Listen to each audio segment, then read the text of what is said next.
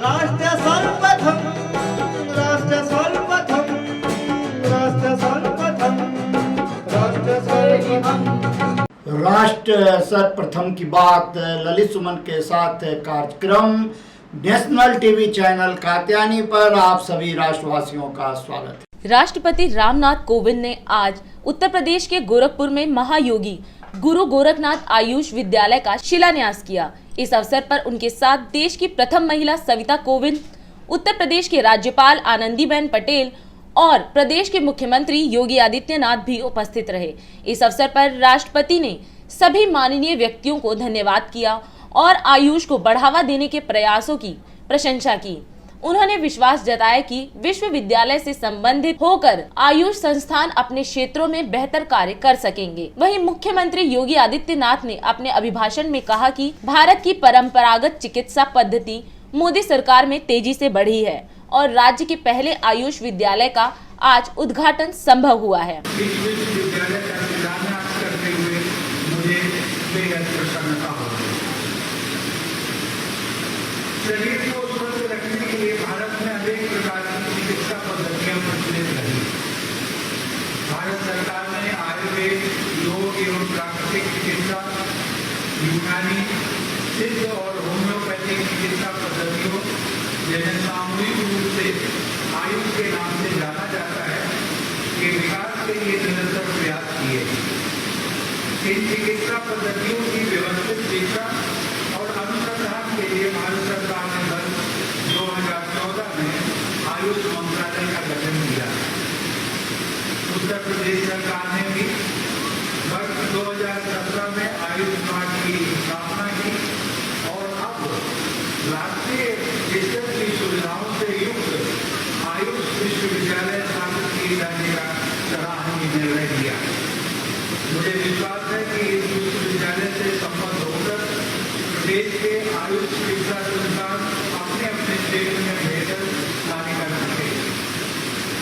मुझे बताया गया है कि पारंपरिक एवं प्राचीन चिकित्सा पद्धतियों की विश्वसनीयता एवं स्वीकार्यता को अंतर्राष्ट्रीय मानकों के अनुरूप स्थापित किए जाने और जन स्वास्थ्य में योग की उपयोगिता को देखते हुए एक शोध संस्थान की स्थापना भी इस विश्वविद्यालय में की जाएगी। देवी और सज्जन, भारत में प्राचीन काल से ही अनेक चिकित्सा पद्धतियां प्रचलित रही। देश में सिद्ध चिकित्सा पद्धति का विकास नाथों एवं सिद्धों द्वारा किया गया। आज के समय में ये पद्धति दक्षिण भारत में अधिक लोकप्रिय है। ऐसा विश्वास है कि खनिजों और धातुओं को औषधि के रूप में तैयार करके इमरजेंसी मेडिसिन के रूप में इनके प्रयोग के निवर्तकों में बाबा गोरखनाथ प्रमुख रहे।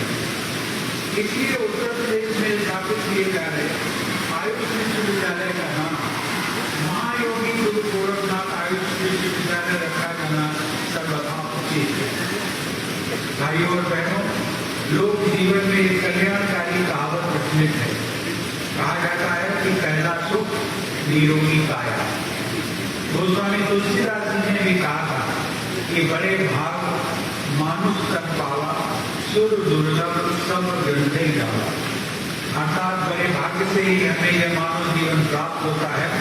यह शरीर देवताओं के लिए भी दुर्लभ है, ऐसा सभी ग्रंथों में कहा गया है।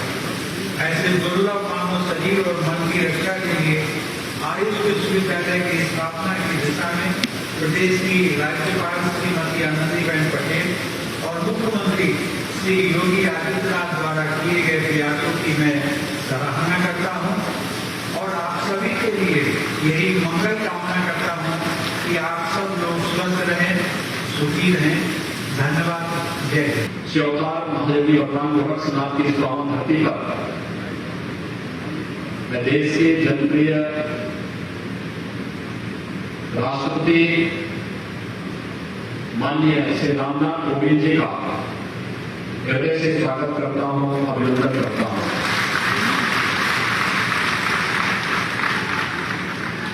ये हम सब का सौभाग्य है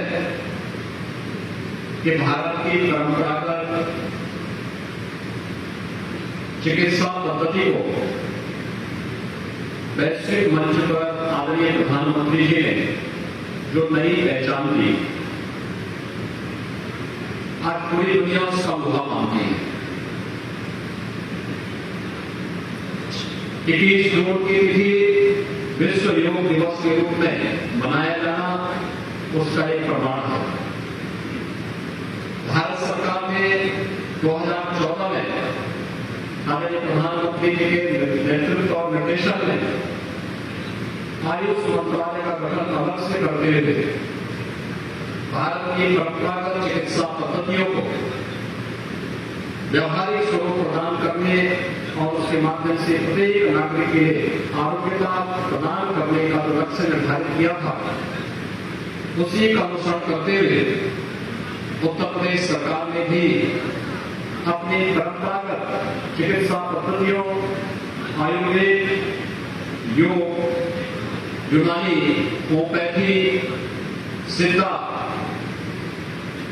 इन सभी चिकित्सा पद्धतियों को एक साथ जोड़ते हुए आयुष मंत्रालय का गठन करके इन्हें प्रोत्साहित करने का कार्य किया।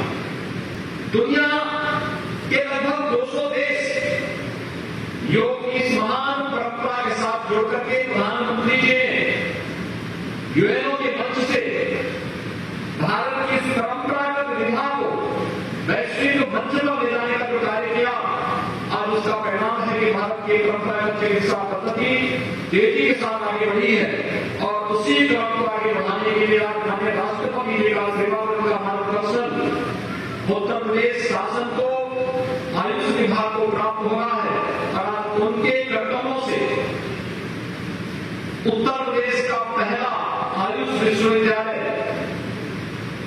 महायोगी भगवान गोरक्षनाथ की पावन धरती पर भूमि पूजन और शिलान्यास के साथ प्रारंभ होने जा रहा है। मैं विश्वास व्यक्त करता हूं कि आयुष विभाग समयबद्ध ढंग से इस विश्वविद्यालय को आगे बढ़ाते हुए आयुष क्षेत्र में उत्कृष्टता प्रदान करने की दिशा में नया कदम बढ़ाएगा, जिससे आम जन की जो श्रद्धा और विश्वास भारत की परंपरागत चिकित्सा पद्धति के प्रति है, इस चिकित्सा पद्धति को हम आगे बढ़ाने में आदरणीय प्रधानमंत्री जी के कर्तव्य के अनुरूप भारत की परंपरागत चिकित्सा पद्धति को वैश्विक मंच पर एक सम्मानजनक स्थान दिला सके। आप सबके प्रति हृदय से शुभकामनाएं। धन्यवाद। जय Hind.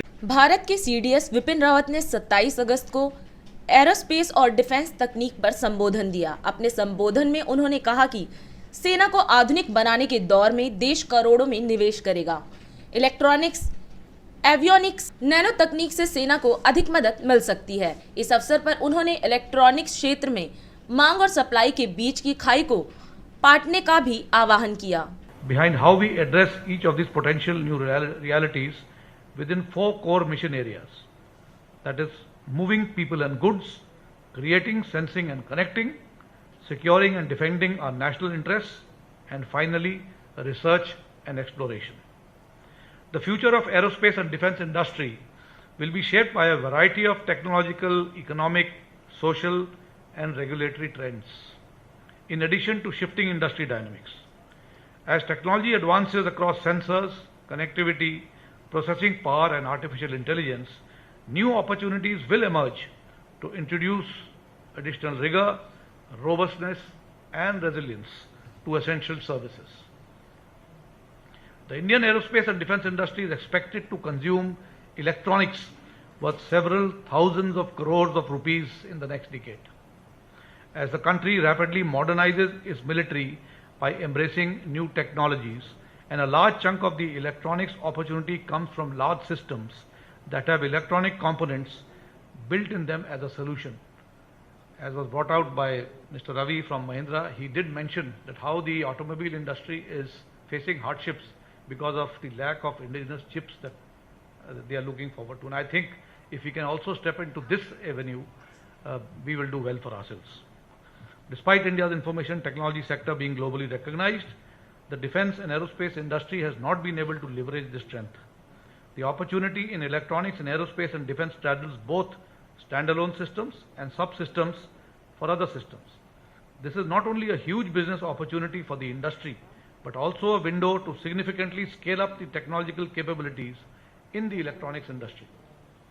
A huge defense portfolio is emerging in avionics, high-power lasers, radars, computing, and communication networks, nano devices, stents, high-power electromagnetics, data, nitrogen systems, and what have you.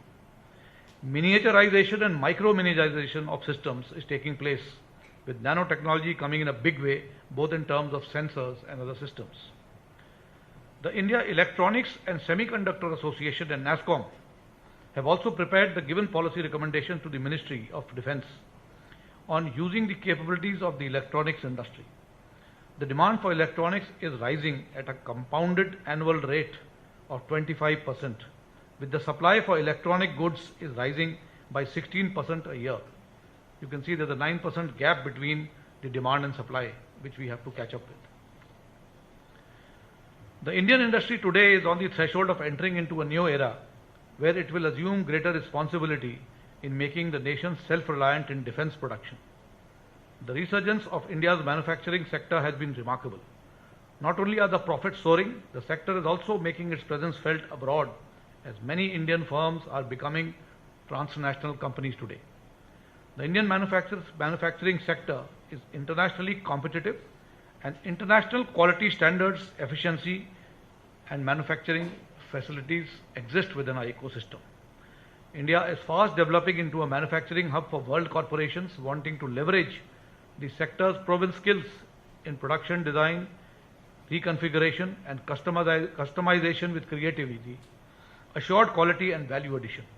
India is also keen to strengthen its own aerospace industry and has asked major weapon exporting countries to transfer technology to India.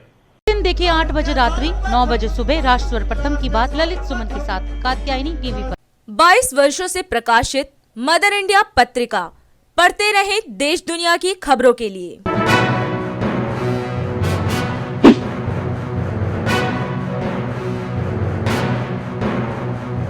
26वें वर्ष में आपके लोकप्रिय समाचार पत्र India दर्पण का प्रवेश। आप देखते रहे अपने क्षेत्र की खबरें।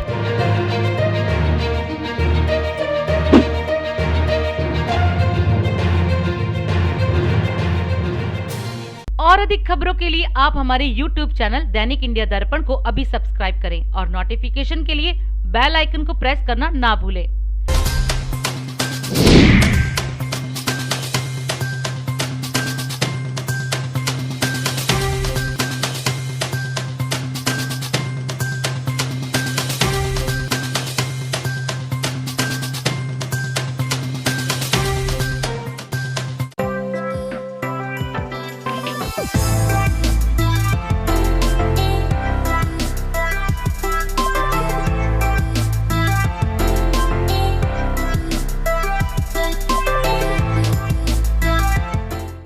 रक्षा मंत्री राजनाथ सिंह ने शुक्रवार को संस्थान की 6ठी आम सभा की बैठक के लिए रक्षा उन्नत प्रौद्योगिकी संस्थान का दौरा किया। वह संस्थान के अध्यक्ष और कुलाधिपति हैं। इस अवसर पर बोलते हुए उन्होंने कहा कि यह बहुत गर्व की बात है कि DIAT रक्षा और राष्ट्रीय सुरक्षा से संबंधित विज्ञान और प्रौद्योगिकी में उन्नत पाठ्यक्रम संचालित करके राष्ट्र निर्माण में योगदान देता रहा है। नेशनल एजुकेशन पॉलिसी 2020 को आपने पढ़ा होगा, देखा होगा। नेशनल रिसर्च फाउंडेशन की भी एक उसमें कल्पना की गई है और फिर तय किया गया है कि नेशनल रिसर्च फाउंडेशन के लिए जो रिसर्च करने वाले लोग हैं उन पर 5 वर्षों के अंदर 50,000 करोड़ खर्च किए। कोविड के दौरान तो हमारे देश के वैज्ञानिकों ने यह करिश्मा किया है, उसकी जितने भी प्रशंसा की जाए वो काम करिश्मेटिक काम किया है। हम लोगों ने जो वैक्सीन तैयार किया, दुनिया के दूसरे देशों का इलाज हो रहा है उस वैक्सीन से, उनको इंजेक्ट की जा रही है। गांव में रहने वाले भारत के लोग भी सब समझते हैं कि सारी चीजें दुनिया के दूसरे देशों से आती हैं, भारत में वो ताकत नहीं है। लेकिन आज आपको अंदाज नहीं होगा, गांव में बैठे हुए लोगों को भी यह पता लग गया है कि हमारे देश के वैज्ञानिकों ने वैक्सीन जो इजाद किया है, जो पैदा किया है, जो बनाया है, और दुनिया के दूसरे देशों को भी इंजेक्ट किया है। आज देश में रिसर्च और इनोवेशन का माहौल बना है। यह मैं नहीं कह रहा हूं कि पूरी तरह से बन गया, ये बना है, बनता जा रहा है। सुरक्षा की बात मैंने कही वो तो है ही, वार गेम के लिए भी जितने महत्वपूर्ण कदम ये सब आर्टिफिशियल इंटेलिजेंस और ये इन सरकारी चीजों की पहले चर्चा की, उनका कितना महत्व है आप अच्छी तरह जानते हैं। आप तय कर दीजिए कि प्रतिवर्ष हम एक इंटरनेशनल वर्कशॉप हम यहां पर दे देंगे, इंटरनेशनल वर्कशॉप होनी चाहिए। उसके लिए फंड का एडिशनल लोकेशन भी हो डॉक्टर से भी तो करना चाहिए और इन्वाइट करें। और जो यहां पर इंटरनेशनल जो आप यहां पर वो करेंगे वर्कशॉप, तो यहीं तक सीमित न है। इंटरनेशनल वर्कशॉप होने वाली है, इसकी भी पब्लिसिटी ठीक तरीके से होनी चाहिए, country wide, world wide, globally. और जब 3 दिन 4 दिन 5 दिन जो भी आप समय तय करें, यदि वो चल रही है वो आपकी इंटरनेशनल वर्कशॉप, तो उसकी भी पब्लिसिटी ठीक तरीके से होनी चाहिए। अब आप कहेंगे कि आप राजनीति का काम करने वाले हैं, पब्लिसिटी की बात कर रहे हैं, हम साइंटिस्ट को पब्लिसिटी से क्या लेना है? होता ही है कि आप काम चाहे जितना है, जब तक वो लोगों की जानकारी में नहीं आएगा तब तक सब कुछ उस इंस्टीट्यूट की या उस इंस्टीट्यूट में काम करने वाले लोगों की इंपॉर्टेंस लोगों को समझ में नहीं आती। लोगों को बताना पड़ेगा। आप ये कहेंगे कि प्रचार हो जाएगा तो हमको क्या लाभ मिलेगा? कुछ होता है, होता ना होता। यदि आप अपना प्रोडक्ट दिखाए और प्रोडक्ट देखने के बाद मैंने आपको कॉन्ग्रेचुलेट किया है, आपका हौसला बढ़ा कि नहीं? आप जहां जाएंगे आपको सम्मान के नजरिए से देखेंगे लोग कि डायरेक्ट से आए हुए लोग हैं, ये उसकी अहमियत होती है। बहुत सारे जो इंस्टीट्यूट्स, एकेडमिक इंस्टीट्यूट्स काम कर रहे हैं हमारे देश में, उनको भी समझ में आता है वही है। दुनिया भर के लोग सारे बड़े बड़े इंस्टीट्यूट के लोग आकर यहां पर अब तुम 3 दिन 4 दिन का जो भी आप वर्कशॉप करेंगे उसमें पार्टिसिपेट तो करेंगे। हम करके कुछ न मिलेगा, 4 दिन में 1-2 चीजें भी निकल गई जिसने आपको कोई कंसेप्ट दे दिया और उस कंसेप्ट के आधार पर आपने कोई नीश टेक्नोलॉजी यानी डेवलप करके करिश्मा हो गया, देश में नाम हो गया, दुनिया में नाम हो गया। इसलिए मैंने कहा कि इस ओर भी हम सबको ध्यान देने की जरूरत है। मुझे यह भी बताया गया था कि डायरेक्ट ने कोविड-19 का मुकाबला करने के लिए 9 पेटेंट भी हासिल किए, इसके लिए मैं बधाई देता हूं। फिर आप लोगों ने 9 पेटेंट्स जो आप लोगों ने हासिल किए हैं, उसका यहाँ के इंडस्ट्री ने, उद्योगों ने उसका यूज किया है, उसका प्रयोग किया है। इसके लिए मैं आप सबका अभिनंदन करता हूं, बधाई भी देता हूं, अभिनंदन करता हूं। और मैं मानता हूं कि जो डायरेक्ट फैकल्टी मेंबर्स हैं वो अपने अपने क्षेत्रों में बहुत आगे हैं। और मुझे एक जानकारी और दी गई, मुझे बहुत अच्छा लगा और मैं चाहता हूं अगर नंबर आगे बढ़े। मुझे बताया गया कि डायरेक्ट के 3 प्रोफेसर को दुनिया में शीर्ष टॉप की जो 2% ब्रैकेट में स्थान दिया गया, 2% ब्रैकेट। लेकिन जो बातें आप लोगों के सामने में रखी हैं, अब उस पर आगे बढ़ने की जरूरत है और रामनारायण जी की जो जिम्मेदारी है कि बढ़ाइए। मैं पुनः जितने भी हमारे यहां पर प्रोफेसर्स हैं, मैं सभी का अभिनंदन करता हूं। वो जितने हमारे स्टूडेंट्स हैं, उन सभी स्टूडेंट्स को तहे दिल बड़ा होने के नाते और एक टीचर भी रह चुका हूं, इसलिए अपनी तरफ से आप सबको आशीर्वाद देता हूं, हार्दिक शुभकामनाएं। दिल्ली के मुख्यमंत्री अरविंद केजरीवाल ने आज लोक निर्माण विभाग दिल्ली सरकार द्वारा तैयार रैंप सर्विस रोड एवं साइकिल पथ का लोकार्पण किया। इस अवसर पर उनके साथ उप मुख्यमंत्री मनीष सिसोदिया, गृह मंत्री सत्येंद्र जैन, क्षेत्रीय नेता व अधिकारी उपस्थित रहे।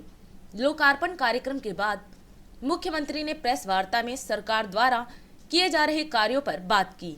जैसा भी आप लोग देख रहे हैं कि आज यहाँ पे ये सर्विस रोड, रैंप, लूप और साइकिल ट्रैक, इनका इनॉग्रेशन हो रहा है। इससे इस इलाके के लोगों को ट्रैफिक जैम से मुक्ति मिलेगी। खासकर पूर्वी दिल्ली के लोगों को इससे काफ़ी सहूलियत मिलेगी। तो मैं दिल्ली के लोगों को और ख़ासकर पूर्वी दिल्ली के लोगों को बधाई देना चाहता हूं।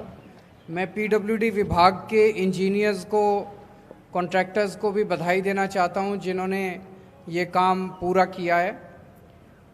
जब से आम आदमी पार्टी की सरकार बनी है, पिछले 6-7 साल के अंदर दिल्ली में इंफ्रास्ट्रक्चर के खासकर बहुत सारे प्रोजेक्ट्स हुए हैं और जिस तेज़ी के साथ पीडब्ल्यूडी काम कर रहा है, समय से कम समय में पीडब्ल्यूडी अपने प्रोजेक्ट्स पूरे कर लेता है, जो एस्टिमेटेड कॉस्ट्स हैं उसमें बचत करता है, डिज़ाइंस इस तरह से बनाए जाते हैं जो कि ज़्यादा टिकाऊ होते हैं और बचत करने वाले होते हैं, क्योंकि अब दिल्ली के अंदर ईमानदार सरकार है। तो पीडब्ल्यूडी बहुत शानदार काम कर रहा है और इंफ्रास्ट्रक्चर को अब नेक्स्ट लेवल पे दिल्ली में ले जाने की पूरी तैयारी चल रही है। ये वाला पूरा 1.5 साल और लगेगा, मार्च 23। वो जो अभी देखा आप लोगों ने, इन्होंने समझाया, 2 हिस्से हैं जहाँ पे ज़मीन नहीं थी, विवाद चल रहा था। अब नवंबर में हमें ज़मीन मिल जाएगी वो वाली, तो नवंबर में ज़मीन मिलने के बाद जब ये शुरू होगा तो 1.5 साल के अंदर पूरा हो जाएगा। कोरोना की वजह से तो सारे कामों में पूरी ज़िंदगी रुक गई थी, आप लोग देख रहे हैं। लगभग 1.5 साल सारे प्रोजेक्ट्स एक तरह से 1.5 साल के लिए रुक गए थे। अब जब कोरोना नॉर्मल होने लगा है तो सारी ज़िंदगी फिर से ट्रैक पे आने लगी है। क्लासरूम्स जहाँ जहाँ राशन बंटने का और वैक्सीनेशन का काम जिन स्कूलों में चल रहा है वो चलता रहेगा। उसको थोड़ा सा बच्चों से अलग कर देंगे ताकि बच्चे उनके कांटेक्ट में ना आए। जो उन्होंने कहा, जी अभी कैबिनेट की मीटिंग हुई थी और उसमें कई सारे अहम निर्णय लिए गए हैं। एक तो door step delivery of services, जैसा आप लोग जानते हो कि लगभग 150 सर्विसेज ऐसी हैं दिल्ली के अंदर जो 1076 फ़ोन नंबर पे आप फ़ोन करो और आपके घर पे आके सरकार आपका काम करके जाती है। ये सर्विस केवल इंडिया में नहीं, पूरे देश में अपने तरह की अकेली सर्विस है। आपको अपना कोई भी काम कराना है सरकार से, आप फ़ोन करो और घर आके अफसर आपका काम करके जाता है। ये जो सर्विस कंपनी दे रही थी, जिस कंपनी को पिछले वाला कॉन्ट्रैक्ट मिला था, वो अभी इस महीने पूरा हो रहा है। तो इस सर्विस को एक नए तरीके से और ज़्यादा अच्छा बना के, सुदृढ़ बना के दोबारा इसको टेंडर को फ्लोट किया जाएगा। उसके बारे में आज कैबिनेट ने निर्णय लिया है और इसमें कई सारे चेंजेस, जैसे 1076 को टोल फ्री किया जाएगा। पहले पूरी दिल्ली एक ही कंपनी करती थी, अब इसको 2 हिस्सों में बांटा जा रहा है ताकि इनके बीच में एक तरह से कंपटीशन भी रहे। बाई चांस एक कंपनी का काम ठीक नहीं होता तो दूसरी कंपनी को इन्वॉल्व किया जा, तो 2 हिस्सों में इसको, इस तरह के कई सारे चेंजेस हैं जो अभी थोड़ी देर में प्रेस रिलीज के जरिए आपको बताए जाएंगे। दूसरा, हेल्थ इंफॉर्मेशन मैनेजमेंट सिस्टम, जो आप लोग जानते हैं कि दिल्ली के सारे अस्पतालों को एक साथ जोड़ा जा रहा है, सबको एक प्लेटफॉर्म पे लाया जा रहा है और एक पोर्टल बनाया जा रहा है जिसके ज़रिए हमें पता रहेगा किस अस्पताल में कितने बेड खाली हैं, किस अस्पताल में कौन सी कितनी दवाई है, सारी स्टाफ पोजीशन, मेडिकल पोजीशन, सारी चीज़ें, बेड कितने, किस अस्पताल में कितने वेंटिलेटर खाली हैं, आपको क्लिक ऑफ द बटन पे पता चल जाएगा। इसके ज़रिए आप डॉक्टरों से, आपको लंबी लंबी लाइनें लगाने की ज़रूरत नहीं पड़ेगी अस्पतालों के अंदर। आप अपने फ़ोन के ऊपर ही डॉक्टर से अपॉइंटमेंट फिक्स कर सकते हैं और तय समय के ऊपर आप अस्पताल जा सकते हैं। तो ये पूरा का पूरा सिस्टम बनाने का आज कॉन्ट्रैक्ट दे दिया गया है। कौन सी कंपनी है? NEC को कॉन्ट्रैक्ट दे दिया गया है और 130 करोड़ के लगभग का ये पूरा प्रोजेक्ट है। तो वो पैसा भी सैंक्शन कर दिया गया है और इस कंपनी को अवार्ड भी कर दिया गया है। हाँ, लगभग 7,000 नए बेड्स तैयार किए जा रहे हैं सरकारी हॉस्पिटल्स के अंदर। ये बहुत बड़ा एक तरह से हेल्थ इंफ्रास्ट्रक्चर के अंदर इजाफा है। आज दिल्ली में सरकारी सेक्टर में 10,000 बेड्स हैं। सरकारी अस्पताल जितने भी मिला लो दिल्ली के, लगभग 10,000 दिल्ली सरकार के अस्पतालों में बेड्स हैं। अब 7,000 बेड्स और ऐड किए जा रहे हैं, 6,800 एग्जैक्टली। ये एक तरह से 70% इजाफा है। ये छोटी मोटी बात नहीं है और ये 6 महीने के अंदर बन के तैयार हो जाएंगे। तो एक तरफ अगर कोरोना की वेव आती है तो उसमें मदद मिलेगी, लेकिन अगर कोरोना की वेव नहीं भी आती है तो ये एक तरह से अपने लिए, दिल्ली के लोगों के लिए परमानेंटली 7,000 नए बेड्स तैयार हो जाएंगे। तो ये कुछ मुख्य निर्णय आज कैबिनेट के अंदर लिए गए। 22 वर्षों से प्रकाशित मदर इंडिया पत्रिका पढ़ते रहे देश दुनिया की खबरों के लिए।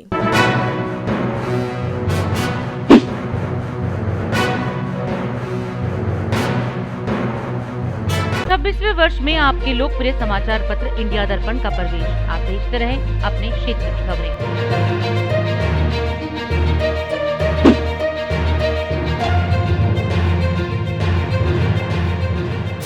दिल्ली के उप मुख्यमंत्री मनीष सिसोदिया ने दिल्ली के विद्यार्थियों के लिए खुशखबरी दी है। दिल्ली में 1 सितंबर से अब सभी स्कूल, कॉलेज और कोचिंग संस्थान खोले जाएंगे।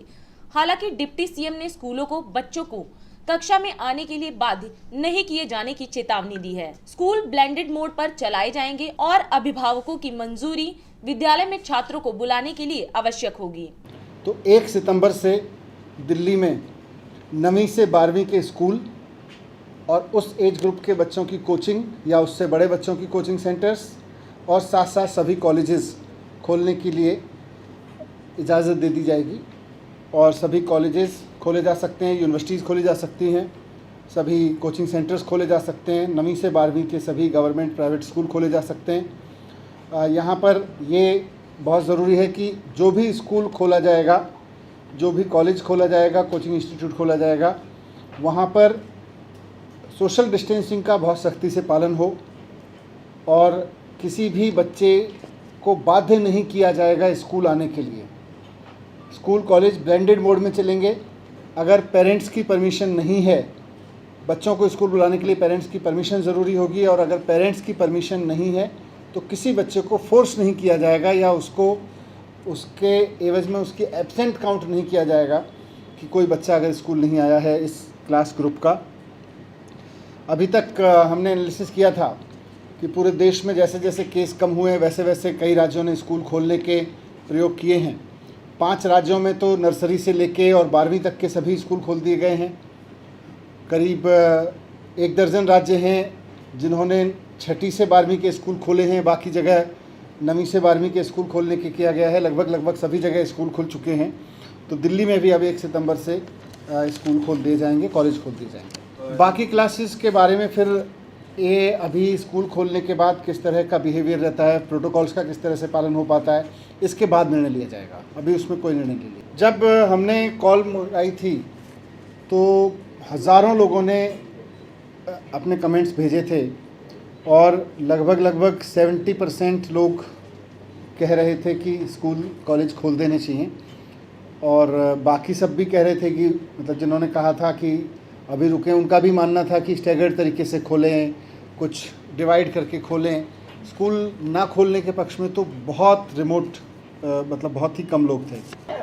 हमने पिछले 1 महीने में दिल्ली के टीचर्स को वैक्सीनेट कराने के लिए स्पेशल ड्राइव्स चलाए हैं और सरकारी स्कूलों का करीब 98% टीचर एंड ऑल स्टाफ कम से कम फर्स्ट डोज ले चुका है और जल्दी ही उनको धीरे धीरे जैसे समय आएगा सेकंड डोज भी दे दी जाएगी। प्राइवेट स्कूलों में भी मैक्सिमम ने रिपोर्ट दी है कि उनके स्टाफ की संख्या बहुत हाई है जिन्होंने ले ली है। हमने सबको एडवाइस भी किया है और सबको ऑर्डर भी करेंगे कि कोई भी व्यक्ति ऐसा ना बचे जिसको वैक्सीनेशन नहीं हुआ है। नहीं, इसीलिए ब्लेंडेड मोड में जैसा कई राज्यों में हमने स्टडी किया वहाँ चल रहे हैं। ऑनलाइन क्लास भी चलेगी और ऑनलाइन भी साथ साथ होगा। कुछ स्टैंडर्ड ऑपरेटिंग प्रोसीजर सरकार के द्वारा दिए जाएंगे और स्कूल्स को भी कहा जाएगा कि विकट परिस्थितियों में या ऐसी परिस्थितियों में जो अनफोर्सीन है उसके लिए वो खुद भी निर्णय ले सकें और उसमें डिसीजन। ऑनलाइन क्लासेस के लिए किसी बच्चे को मना नहीं किया जाएगा, बिना पेरेंट की परमिशन के किसी भी बच्चे को फोर्स नहीं किया जाएगा बुलाने के लिए। नहीं, हेल्थ पर एक्सपर्ट्स तो खुद मान रहे थे कि स्कूल अब खोल देने चाहिए। पिछली बार भी जब हेल्थ एक्सपर्ट्स के साथ बात हुई थी मीटिंग में, उस वक्त भी उनका कहना था कि now is the time we have to push the button. And आज भी सब लोगों ने रिपीट किया कि बच्चों को इसका खतरा कम से कम है और जितने छोटे बच्चे हैं उनको और ज़्यादा है। जैसे जैसे बच्चों की उम्र कम है उतना खतरा इन्फेक्शन होने का उतना ही कम है। राष्ट्र सर्वप्रथम की बात ललित सुमन के साथ कार्यक्रम में हम आज आपसे यही विदा लेते हैं। राष्ट्र सर्वप्रथम, वंदे मातरम, जाग उठा है भारत। राष्ट्र सर्वप्रथम, राष्ट्र सर्वप्रथम। से ही हम